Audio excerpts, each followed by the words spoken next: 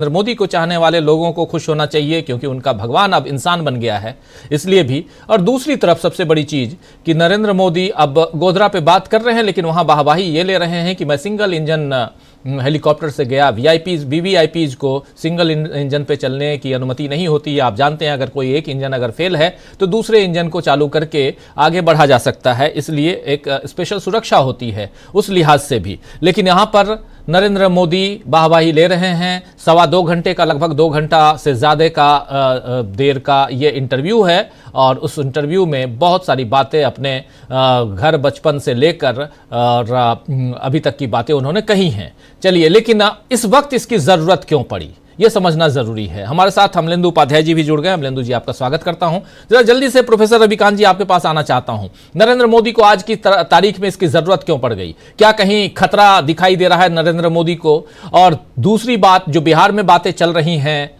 खिचड़ी जो पक रही है वो कहां तक आगे बढ़ी है? अगर आपके पास कोई सूचना हो तो जरूर बताइएगा। और फिर दिल्ली चलेंगे, दिल्ली पे भी बहुत सारी बातें हम करेंगे। दिल्ली में आम आदमी पार्टी और कांग्रेस क्या एक साथ आएंगे?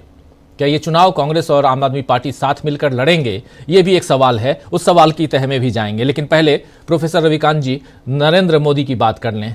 मनुष्य बन गए हैं। हाँ, ये जरूर है कि उन्होंने कहा कि मैं मनुष्य हूं, लेकिन हम लोग चाहते थे कि मोदी जी में मनुष्यता भी आ जाती तो ज्यादा अच्छा रहता। देवता बन के उनका देवत्व तो खैर देखा लोगों ने, लेकिन मनुष्यता अब तक हम लोग नहीं देख पाए हैं। वो भी आ जाए तो बेहतर है। दूसरा, वो एक इंजन वाले हेलीकॉप्टर से चल करके गए। ये जो बाल नरेंद्र की मनोहर कहानियां हैं, उसमें एक कहानी को और जोड़ दीजिए आप, और नया एडिशन हो सकता है कि बाल नरेंद्र की कहानियों का आ रहा हो, उसमें ये जुड़ जाएगा।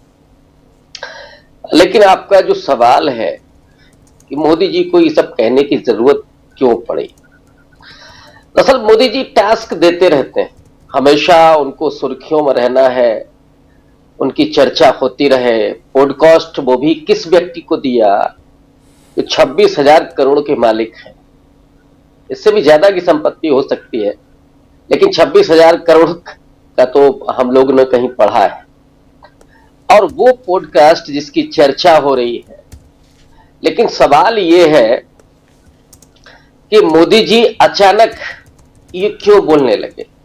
तब 300 से ज्यादा सीटें थीं और उस समय जो परमात्मा हुए थे मोदी जी, वो परमात्मा बन के पूरा संविधान को ही खत्म करना चाहते, लेकिन लोगों ने उनको 240 पर रोक दिया। और 240 तब जब उसमें ये सारे कांड मौजूद हैं जो अभी केजरीवाल जिनको एक्सपोज कर रहे हैं। और हम लोग तो पहले से भी इसकी बात करते रहे हैं। पिछले आपके ही कार्यक्रम में मैंने 7 बिंदुओं पर बात की थी कि कैसे खेल हो रहा है। और मैं बहुत दावे के साथ बराबर कह रहा हूं कि बीजेपी के पास इस समय मुश्किल से 22% वोट है, 22%, 20 से 22, मैक्सिमम 22। इसके बाद का जो वोटर है, जो वोट है, वो मैनेज किया जा रहा है। और वो कैसे मैनेज हो रहा है, उसके 7 मुझे बिंदु दिखाई पड़ते हैं। पहला, वोट डिलीशन, वोट एडिशन। इसके अलावा एक परिवार के लोगों को 2 अलग अलग, 3 अलग अलग जगह पर पहुंचा देना, ताकि 2 लोग जाएं, 2 लोग वोट डालने न जाएं। नियम है चुनाव आयोग का कि 2 किलोमीटर के दायरे में बूथ होना चाहिए, लेकिन कितने बूथ हैं जो 4 किलोमीटर, 5 किलोमीटर दूर हैं, वो एक कारण है।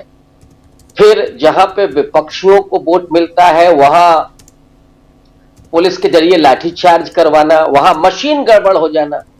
साहब, मशीन काम नहीं कर रही, वही मशीन काम नहीं करती जहां पे विपक्ष का वोट होता है, और फिर लाठीचार्ज करवा देना। और इसमें सबसे बड़ा असर पड़ता है महिला वोटर का। महिलाएं आमतौर पर फिर ये सोचने लगती हैं कि वहां पे तो पुलिस लाठीचार्ज कर रही है, झगड़ा हो रहा है, तो वो वोट डालने नहीं जाती। जो कुछ बचे तो वो लास्ट में, अब जो ये वोट एडिशन हो रहा है ना जी, ये जो फर्जी वोटर हैं, और महाराष्ट्र के बारे में भी मैंने कहा था, महाराष्ट्र में फर्जी वोटर बाकायदा एक्टिव हुए आखिरी के 1 घंटे में। ये जो वोट बढ़ा है अचानक, वो फर्जी वोट डलवाए गए। और फिर आखिरी में आपके उस समय होता है जब काउंटिंग होती है, उस समय खेल किया जाता है, उस समय लोगों का मनोबल तोड़ा जाता है। जहां विपक्ष जीत रहा होता है वहां स्लो काउंटिंग होती है, तो स्लो वोटिंग, स्लो काउंटिंग, ये सारा खेल। अब इसके जरिए मोदी जी चुनाव जीत रहे हैं और उन्हें मालूम है कि उनके पास अब वोटर बचा नहीं है। मैक्सिमम 22 मैं जो कह रहा हूं उस पर कायम हूं। अब वजह क्या है कि मोदी जी ये जो अपने आप को मनुष्य कहने लगे हैं, मनुष्य का कहने का वही है कि नहीं साहब 240 पर आकर के रुक गए हैं, नाक रगड़े हैं संविधान के सामने। उस दिन शायद उनको एहसास हुआ होता, और अगर परमात्मा होते तो संविधान को खत्म कर रहे होते। वो जितने भी बीजेपी के नेताओं ने बयान दिया था, कभी उन्होंने ये नहीं कहा कि ये गलत बयान है, या उन लोगों को कभी निकाल के बाहर नहीं किया मोदी जी। तो एक तो लोगों ने सबक सिखाया, वो एक बड़ा कारण है। दूसरा, सुर्खियों में रहना है। मोदी जी बराबर कुछ ना कुछ बोलते रहते हैं, चाहे उनका नकारात्मक प्रचार हो, सकारात्मक प्रचार के लिए तो पूरा गोदी मीडिया बैठी है। तो ये कुछ कारण है। अब जो तीसरा आपका सवाल था कि इंडिया अलायंस में क्या हो रहा है, देखिए बिहार में तेजस्वी का जो बयान आया कि हम कांग्रेस के साथ नहीं है, वो केवल उसके लिए है कि कैसे टिकटों में ज्यादा भागीदारी मिले। प्रोफेसर रविकांत जी आएंगे, प्रोफेसर रविकांत जी आएंगे, उस पे आएंगे, रहने दीजिए उस पे, उस चर्चा को आगे बढ़ाते। पहले नरेंद्र मोदी के बायोलॉजिकल नॉन बायोलॉजिकल और गोधरा कांड पे बात कर लेते हैं, फिर बात आगे भी बढ़ाते हैं और बिहार पे भी आएंगे और इधर दिल्ली में भी आएंगे। शीश महल की चर्चा बार बार कुछ साथी हमारे करना चाहते हैं, छेड़ना चाहते हैं। उन लोगों को बता दूं कि जो लोग चाहते हैं शीश महल की चर्चा करें, केजरीवाल के शीश महल की बात जो बीजेपी ने, आप बीजेपी के नैरेटिव को आगे बढ़ा रहे हैं। आप बीजेपी मुख्यालय 5 सितारा होता है नहीं पता, लेकिन आज की तारीख में ट्रायंगुलर फाइट है। प्रोफेसर रविकांत जी कैसे देखते हैं आप? देखिए, अब तो बहुत सारी चीजें तय हो चुकी हैं कि दिल्ली में कांग्रेस पार्टी ने एक गलती की थी आम आदमी पार्टी के साथ गठबंधन करके, और उस गलती का उसने खामियाजा भी उठाया।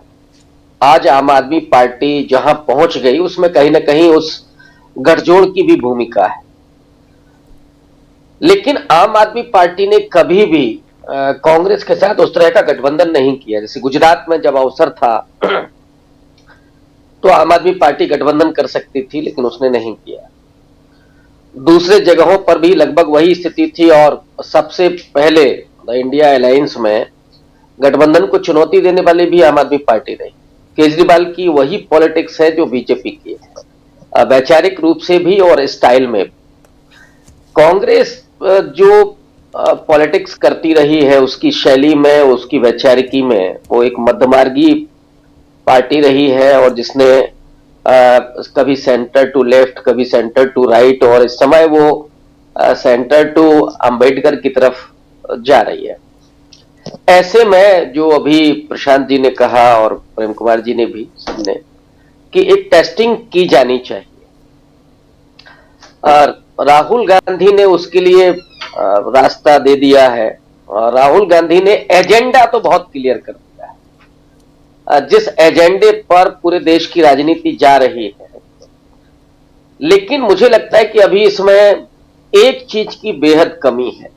देखिए, जो दलित या बहुजन पॉलिटिक्स है, अंबेडकराइट पॉलिटिक्स है, उसमें 3 चीजों की जरूरत है। पहला है वो सम्मान की बात, जिसको राहुल गांधी बार बार कर रहे हैं। दूसरी बात एजेंडा, चाहे रिजर्वेशन बढ़ाने का सवाल हो, जाति जनगणना की बात हो, या उस हिस्सेदारी की बात हो जहां तक अभी आरक्षण नहीं पहुंचा, जहां पे कमियां हैं, जहां पे लोगों को भागीदारी नहीं मिली है, ये सारी बात वो कर रहे हैं। लेकिन नरेंद्र मोदी ने सियासत में जो एक बड़ा बदलाव किया है, और उस चैलेंज को जब तक काउंटर नहीं किया जाता तब तक मुझे लगता है कि इस राजनीति को आगे बढ़ाना थोड़ा सा कहीं कमी रहेगी। और वो है प्रतिनिधित्व का सवाल, भागीदारी का सवाल। अब सवाल यह है कि कांग्रेस पार्टी क्या उस तरह से भागीदारी दे रही है, और भागीदारी सिर्फ ये नहीं कि टिकट बंटवारे में उसने दे दिया, सवाल है लीडर बनाने का। लीडर अभी कांग्रेस पार्टी के पास नहीं है, उन समाजों से, उन हिस्सों से जिसकी एजेंडे की वो बात कर रही है, जिनके सम्मान की वो बात कर रही है। इस समय जो मुखरता है राजनीति में, नरेंद्र मोदी ने क्या खेल किया है? भागीदारी दी ऐसे लोगों को जिनके मुंह पर उन्होंने मुखौटा लगा दिया, टेप चिपका दिया कि वो बोलेंगे नहीं।